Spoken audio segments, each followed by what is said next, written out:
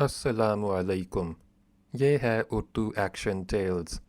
آپ سب سے گزارش ہے کہ میری اس ویڈیو کو لائک اور شیئر کریں اور میرے چینل کو سبسکرائب کریں۔ یہ ہے حضرت سلمان فارسی رضی اللہ عنہ کی اسلام قبول کرنے کی ایمان افروز داستان اور حضرت محمد صلی اللہ علیہ وسلم کی سوانح عمری چویائے حق جو مولانا عبدالحلیم شرر نے بطور ناول لکھی ہے۔ حصہ دوم، باب نمبر 31، استفانوس کا سفر عرب۔ خط کو ختم کرتے ہی استفانوس نے کہا، حضرت کا فرمانا صحیح ثابت ہوا۔ مکے والے ذلیل و خوار ہوئے۔ یہود یثرب نے بھی اپنی زندگی خراب کر لی اور جلاوطنی کی سزا پائی، اور ہمارا دوست مہبہ بھی اپنی زندگی بھر کی جستجو میں کامیاب ہو کے اور نجات و ہدایت کا سچا راستہ پا کے مسیحی سے مسلمان اور مہبہ سے سلمان بن گیا۔ بحیرہ، وہ اس کا مستحق بھی تھا۔ اپنی ساری زندگی اس نے اسی کوشش میں صرف کی تھی، اسی شوق میں عرب کی بادیہ گردی اختیار کی۔ جبراً غلام بنایا گیا، یہود کے مظالم برداشت کیے اور ان سب باتوں کو اسی شوق میں خوشی سے برداشت کیا۔ غنیمت ہے کہ یہود بھی اب اس کے حال پر مہربان ہیں۔ ہر جگہ آنے جانے کی اسے اجازت دے دی اور آزادی کا وعدہ کر لیا۔ استفانوس: لیکن حضرت، اب ضرورت ہے کہ یہود نے مہبہ سے اس کی قیمت کے طور پر جو رقم تجویز کی ہے اسے ہم کوشش کر کے ادا کر دیں، اور اس کے ادا کرنے کی ذرا بھی تکلیف پیغمبر صاحب صلی اللہ علیہ وسلم کو نہ دیں۔ بحیرہ: یہ ہوتا تو بہت اچھا تھا، مگر اس رقم کو لے کے وہاں کون جائے گا؟ استفانوس: اگر حضرت اجازت دیں تو میں خود چلا جاؤں گا۔ بحیرہ: اچھا، اگر تمہیں وہاں جانے کا شوق ہے تو اب چلے جاؤ، میں خوشی سے اجازت دیتا ہوں۔ اپنے یہاں کے کام اور گرجے کی امامت پر اپنے دوست راہب مرکز کو مقرر کر دو اور سفر کا سامان درست کر کے کسی قافلے کے ساتھ روانہ ہو جاؤ۔ استفانوس: تو مجھے یہ بھی اجازت ہے کہ مدینے میں جا کے ان پیغمبر آخر الزمان صلی اللہ علیہ وسلم کی زیارت کروں؟ بحیرہ: میں تمہیں اس کی بھی اجازت دیتا ہوں۔ اجازت پا کے استفانوس کی خوشی کی کوئی انتہا نہ تھی۔ اس نے بہت سا خالص سونا اپنے ساتھ رکھ لیا اور اپنی اسی راہبانہ وضع و شان میں سفر کرنے کی تیاریاں مکمل کر لیں۔ اب اسے تلاش تھی کہ بصرہ سے کوئی قافلہ جانے والا تو نہیں۔ 10-12 روز میں معلوم ہوا کہ ایک قافلہ انطاکیہ سے آ کے بصرہ میں ٹھہرا ہے اور 3 دن بعد روانہ ہوگا۔ فوراً اس قافلے کے سردار سے جا کے ملا۔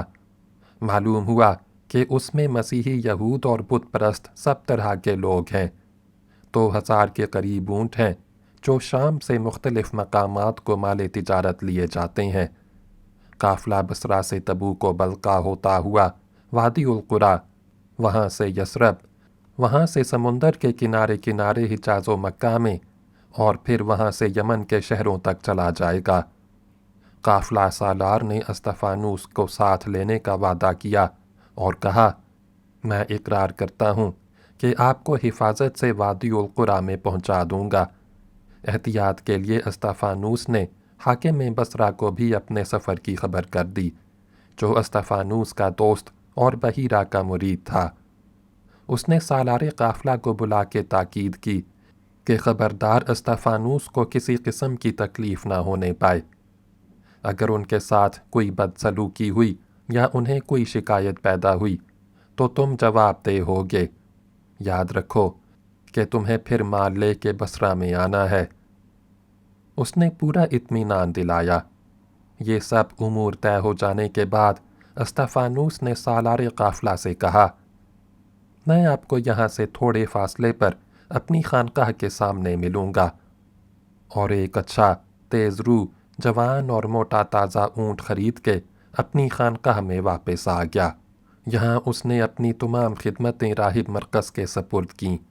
بحیرہ کے سامنے لے جا کے اسے تمام کاموں کا ذمہ دار بنا دیا اور کہا، اتنا خیال رکھنا کہ کوئی شخص میرے نام کا کوئی خط لا کے دے تو اسے بغیر کھولے فوراً لا کے حضرت مرشد کی خدمت میں پیش کرنا، اور جب وہ اجازت دیں تو ان کے سامنے کھول کے پڑھنا۔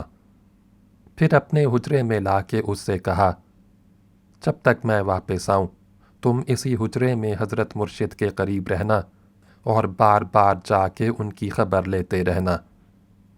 اسی طرح اسے بہت سے انتظامات کے متعلق زبانی ہدایتیں کیں، اور تیسرے دن اونٹ پر اپنا مختصر اسباب لاد کے تیار تھا، اور بحیرہ کی خدمت میں آخری ملاقات کو گیا ہوا تھا کہ قافلے کی گھنٹیوں کی آواز کان میں آئی۔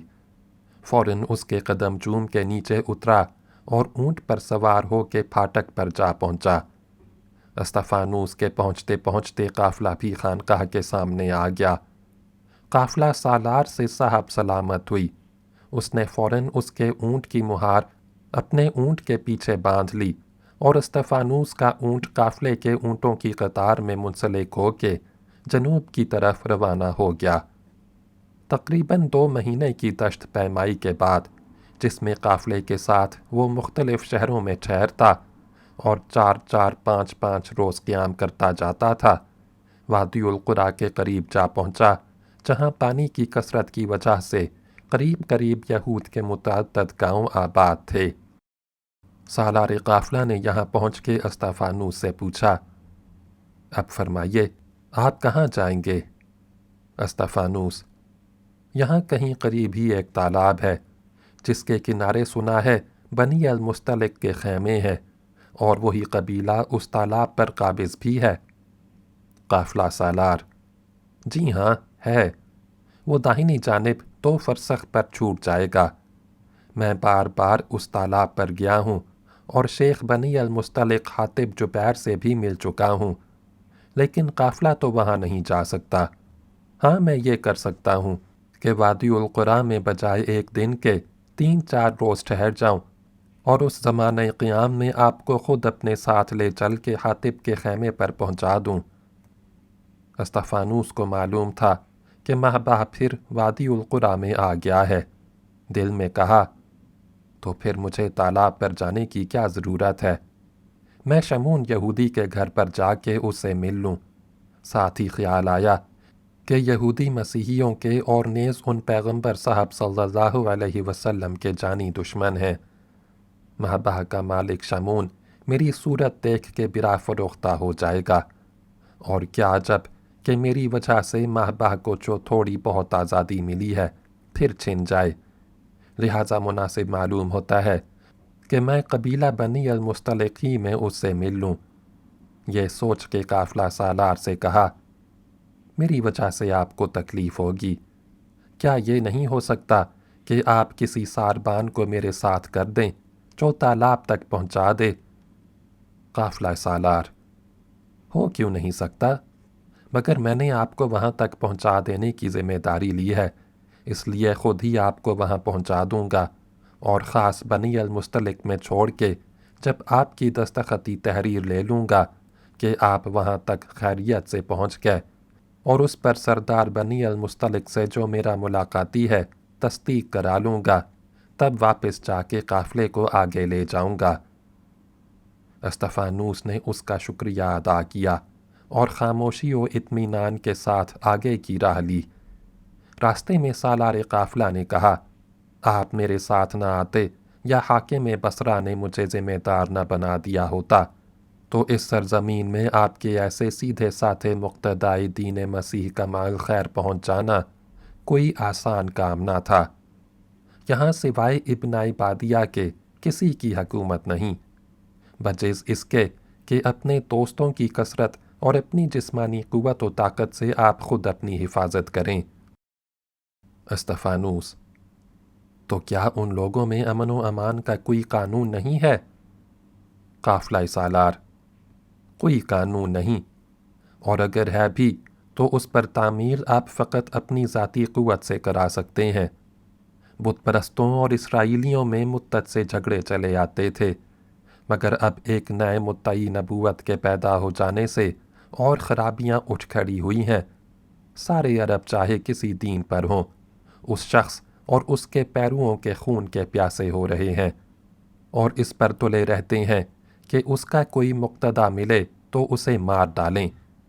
چند روز پہلے یہ جھگڑا اس قدر زیادہ نہ تھا، مگر تھوڑے دن ہوئے یہ شخص یثرب نامی ایک مقام کے اکثر لوگوں کو اپنا طرفدار بنا کے وہاں کا حاکم ہو گیا۔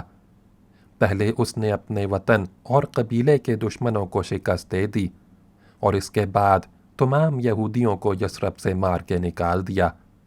اس کا نتیجہ یہ ہوا کہ یثرب کے آس پاس جتنے یہودی اور بت پرست ہیں سب طیش کھائے ہوئے ہیں اور اس فکر میں لگے رہتے ہیں کہ یثرب کا کوئی نو مذہب اکا دکا مل جائے تو اسے اس طرح مار ڈالیں کہ کسی کو خبر نہ ہو۔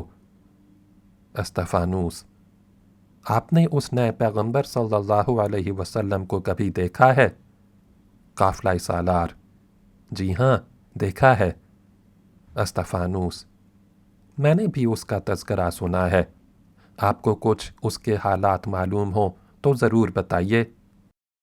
قافلہ سالار: وہ سب کے خلاف ہے، بت پرستوں سے کہتا ہے اپنے بتوں کو توڑ پھوڑ کے پھینک دو، یہودیوں سے کہتا ہے تم لوگوں پر خدا کا غضب ہے، تمہارے پیغمبر سب سچے تھے مگر تم گمراہ ہو گئے، مسیحیوں سے کہتا ہے مسیح خدا کے سچے رسول تھے، تم نے ان کو خدا کا بیٹا بنا دیا اس لیے تم بھی حق سے بھٹکے ہوئے ہو۔ استفانوس: تو پھر آخر اس کا مذہب کیا ہے؟ قافلہ سالار: میں مذہب کے جھگڑوں میں نہیں پڑتا، اس لیے اگرچہ یثرب میں گیا اور اس کو دیکھا مگر کبھی اس کی کوشش نہیں کی کہ اس کی عقائد دریافت کروں۔ عرب میں سائبی نام کا ایک اور مذہب ہے، وہ لوگ بابل کے قدیم مذہب ستارہ پرستی کے پیرو ہیں اور یہاں کے اور سب اہل مذہب کے مقابلے میں زیادہ تعلیم یافتہ اور ذی ہوش ہیں۔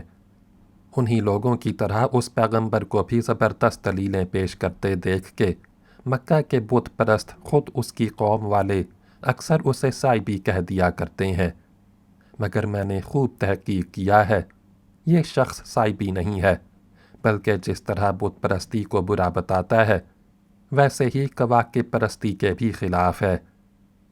استفانوس: اچھا یہ بتائیے کہ آپ نے اس پیغمبر صلی اللہ علیہ وسلم میں کون کون سے عیب اور نقصان پائے؟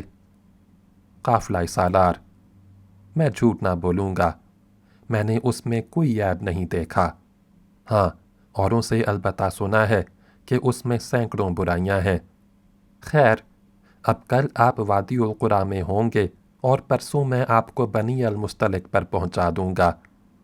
اس علاقے کے لوگ اس پیغمبر صلی اللہ علیہ وسلم کے حالات سے بخوبی واقف ہیں، آپ خود ان سے مل کے دریافت کر لیجئے گا۔ بنی المستلق بت پرست ہیں اور وادی القریٰ والے یہودی، دونوں کے بیان سے آپ کو ان یثرب والے نئے بزرگ کے اصلی حالات معلوم ہو جائیں گے۔ میں جتنا کہہ چکا اس سے زیادہ نہیں جانتا۔ اب دوپہر ہو گئی تھی، آفتاب کی تپش سے کوہ و صحرا تپ اٹھے تھے اور باد سموم کے جھونکے آنے شروع ہو گئے تھے، اس لیے قافلہ ایک سلسلہ کوہ کے دامن میں ٹھہر گیا اور مسافر اونٹوں سے اتر اتر کے کھانے پینے کا انتظام کرنے لگے۔ یہاں ایک گھاٹی میں 2 کھاری کنویں تھے جن پر سارا قافلہ ٹوٹ پڑا اور دم بھر میں ان کا تمام پانی کھینچ لیا گیا۔ شام کے وقت جب آفتاب کی حدت کم ہوئی اور گرم ہوا ذرا رکی تو سارے مسافر جملہ ضروری کاموں سے فراغت کر کے اونٹوں پر سوار ہوئے۔ قافلہ آگے روانہ ہوا اور دوسرے دن پہر دن چڑھے کے قریب خاص وادی القریٰ میں تھا۔ یہاں اکثر یہودی قافلے کی سیر دیکھنے کو آئے۔ استفانوس ایک ایک کو غور کر کے دیکھتا اور اس کی نگاہیں ہر جانب مہبہ کو ڈھونڈتی پھریں، مگر اس کی صورت نظر نہ آئی، یہاں تک کہ دوسرے دن علی الصباح سالار قافلہ ایک تیز رو سانجنی پر بٹھا کے اسے بنی المستلق کے تالاب کی طرف لے گیا اور قافلے کے ایک معتبر ساربان کو حکم دیا کہ استفانوس کے اونٹ اور اسباب کو پیچھے پیچھے لے آئے۔ تالاب کے کنارے پہنچ کے سالار قافلہ बनी अल-मुस्तलिक के खैमों में गया और पूछते पूछते हातिब के खैमे पर पहुंच के उसे आवाज़ दी। एक छोटे से कद और घटे हुए हाथ पांव का सांवला आदमी लब्बैक कहता हुआ खैमे से निकला और कहने लगा, बनी अल-मुस्तलिक के खैमों के दरवाजे हर मेहमान के लिए खुले हुए हैं, चाहे वो कोई हो और किसी गिरोह का हो।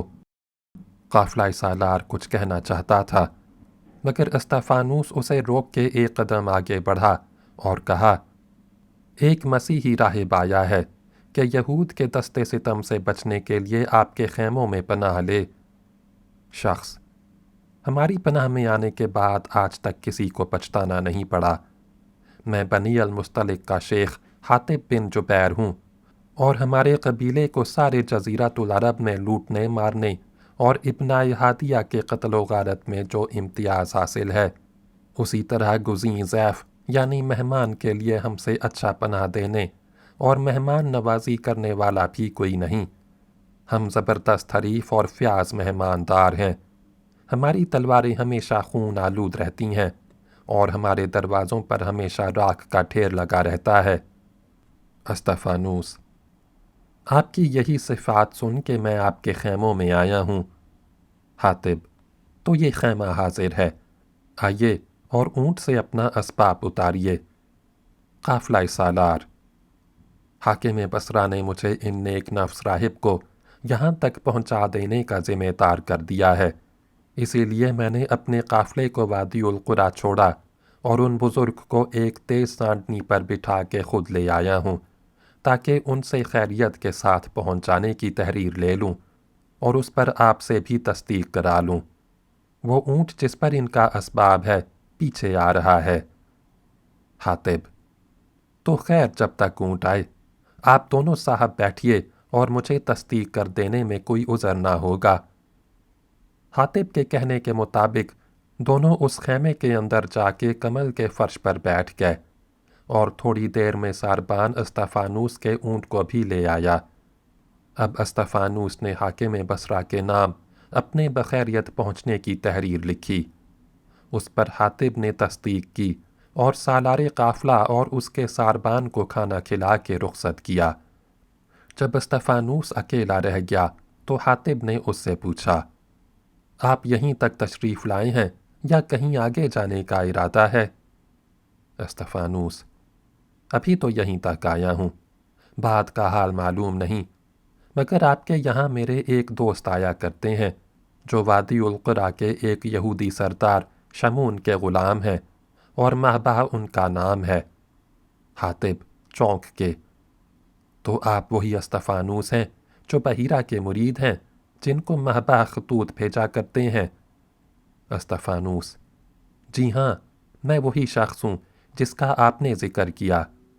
हातिब, मैं आपसे मिल के बेइंतहा खुश हुआ और हरगिज़ उम्मीद न थी कि आपका सा मुक़द्दस व मोहतरम शख्स मेरे खैमे को इज़्ज़त देगा। महबा कई दिन से यसरब गए हैं और आज ही वापस आने का वादा कर गए हैं। यकीन है कि शाम तक आ जाएंगे और सीधे यहीं आएंगे, इसलिए कि अपने उस सफ़र को वो अपने यहूदी आका पर नहीं ज़ाहिर करना चाहते। मगर मेरी समझ में नहीं आता कि आपने इतने बड़े सफ़र की ज़हमत क्यों गवारा फरमाई। अस्ताफानूस, मैं उन्हीं से मिलने के लिए आया हूँ और इरादा है कि जहाँ तक मुमकिन हो उनको यहूद की ग़ुलामी से आज़ाद कराऊँ। हातिब, इसका वादा तो उनसे यसरब के नए पैगंबर साहब सल्लल्लाहु अलैहि वसल्लम ने भी कर लिया है, जिनके हाथ पर वो ईमान ला चुके हैं। अस्ताफानूस, मुझे इस सफ़र में ये भी दरियाफ्त करना था कि ये नए पैगंबर साहब सल्लल्लाहु अलैहि वसल्लम कैसे बुज़ुर्ग हैं, उनके क्या सिफ़ात हैं और उनकी क्या तालीम है। जब तक महबा आएँ आप ही उनके कुछ हालात बयान फरमाइए जिनको सुनने का मुझे बेइंतहा इश्तियाक है। हातिब, उनके मुख्तसर हालात तो ये हैं कि मक्का के रहने वाले हैं। वहाँ के लोगों ने इस कदर सताया कि वतन छोड़ के यसरब में चले आए। उनका दावा ये है कि वो खुदा के भेजे हुए पैगंबर हैं और सारी दुनिया की हिदायत पर खुदा की तरफ से मामूर हुए हैं। अस्ताफानूस, اور ان کی وہ ہدایت کیا ہے؟ حاتب: یہ کہ بتوں کو چھوڑ دو اور صرف ایک خدائے مطلق کو پوجو جو سب کا خالق ہے، اور کہتے ہیں کہ عبادت و استعانت میں خدا کے ساتھ کسی اور کو شریک کرنا شرک ہے، اور یہ سب سے بڑا گناہ ہے جس کو خدا ہرگز معاف نہ کرے گا۔ اسطفانوس: تو غالباً آپ کو ان سے بڑا اختلاف ہوگا، اس لیے کہ آپ کا پورا قبیلہ تو بتوں کی پرستش کرتا ہے۔ حاتب: ہم لوگ بت پرست بے شک ہیں، مگر ہمیں اتنا تعصب نہیں کہ مکہ والوں کی طرح کسی ہادی کی ان باتوں اور نصیحتوں کو بھی نہ سنیں جن میں سچائی نظر آتی ہو۔ اسطفانوس: اچھا یہ فرمائیے کہ یہود و نصارہ کے مذہبوں کی نسبت وہ کیا کہتے ہیں؟ حاتب: کہتے ہیں کہ ان کے اگلے تمام رسول اور نبی سچے اور برحق تھے اور اسی دین پر تھے جس کی میں تعلیم دیتا ہوں، لیکن آج کل کے یہودی اور مسیحی دونوں گمراہ ہو گئے ہیں اور اپنے سلف کے پیغمبروں کے دین پر نہیں ہیں۔ اسطفانوس: اور اس کا کچھ ثبوت بھی ان کے پاس ہے؟ حاتب: وہ خود تو تورات و انجیل سے اپنے دعوے کا ثبوت دیتے ہیں، بلکہ یہود کو تو انہوں نے تورات سے ایسے ثبوت دیے ہیں کہ ان کے اجبار اور عالموں سے سوا قائل ہو جانے کے کوئی جواب نہ بن پڑا۔ اسطفانوس: تو کیا یہ پیغمبر صلی اللہ علیہ وسلم بڑے عالم و فاضل ہیں؟ حاتب: عالم کیسا، وہ تو بالکل بے پڑھے اور امی ہیں۔ اسطفانوس: پڑھے لکھے نہیں ہیں تو مناظرہ کیسے کرتے اور تورات کا حوالہ کیوں کر دیتے ہیں؟ حاتب: یہی تو ان کا حیرت انگیز کمال ہے کہ اگرچہ پڑھے لکھے نہیں ہیں مگر بڑے بڑے عالموں اور مقتداؤں کو تقریر میں عاجز اور ان کی کتابیں دکھا دکھا کے ساکت کر دیتے ہیں۔ ان کا بیان ہے کہ روح القدس فرشتہ جو اگلے پیغمبروں پر آسمان سے آیا کرتا تھا ان پر بھی آتا ہے، اور وہی ان کے عالموں سے بڑا عالم، فاضلوں سے بڑا فاضل بناتا اور غیب کی باتوں سے آگاہ کر دیتا ہے۔ اسطفانوس: آپ کی باتوں سے تو معلوم ہوتا ہے کہ یہ بالکل سچے اور برحق پیغمبر ہیں۔ حاتب: میں نے آپ سے کوئی غلط بات نہیں کہی، جو کچھ کہا ہے اس میں سر منہ فرق نہیں، اور آپ یہاں تک تشریف لائے ہیں تو مناسب ہوگا کہ 2-1 روز کے لیے یثرب میں بھی چلے جائیے اور خود ہی ان کی حالت کا اندازہ کر لیجئے۔ میں دل سے ان پر ایمان لا چکا ہوں، مگر اپنے قبیلے کے خیال سے ابھی اس کو ظاہر نہیں کر سکتا۔ اسطفانوس: لیکن یہ میری سمجھ میں نہیں آتا کہ ان پیغمبر صاحب صلی اللہ علیہ وسلم کی یہ باتیں اور تعلیمات ہیں تو پھر تمام اہل عرب ان پر ایمان کیوں نہیں لے آتے؟ حاتب: اس کی اصلی وجہ یہ ہے کہ جو مذہب باپ دادا کے وقت سے چلا آتا ہے اس کو چھوڑنے کو بھی جی نہیں چاہتا۔ جن بتوں کو ہم پوج رہے ہیں ان کو پوجتے پوجتے ان سے محبت ہو گئی ہے، اور جن مورتوں کو آج تک پوجتے رہے ہیں ان کو چھوڑنے اور توڑنے کے خیال سے دل دکھتا ہے۔ اسطفانوس: غلطی ظاہر ہو جانے کے بعد بھی؟ حاتب: جی ہاں، جن لوگوں کو اپنے مذہب اور اپنی چیزوں سے محبت ہوتی ہے وہ قائل ہونے پر بھی ان کو نہیں چھوڑتے۔ اب دوپہر ہو چکی تھی اور ہوا بہت گرم ہو گئی تھی، اس لیے حاتب نے کہا، اب میں یہ خیمہ آپ کے لیے خالی کیے دیتا ہوں، آپ آرام فرمائیں، تیسرے پہر کو امید ہے کہ ماہبہ آ جائیں گے۔ یہ کہہ کے حاتب اسے تنہا چھوڑ کے پاس والے دوسرے خیمے میں چلا گیا جس میں اس کے بیوی بچے تھے۔ اسطفانوس لیٹ کے حضرت نبی آخر الزمان صلی اللہ علیہ وسلم کے حالات پر غور کرتے کرتے سو گیا۔ باب نمبر 32 آزادی اگلی ویڈیو میں سنیں۔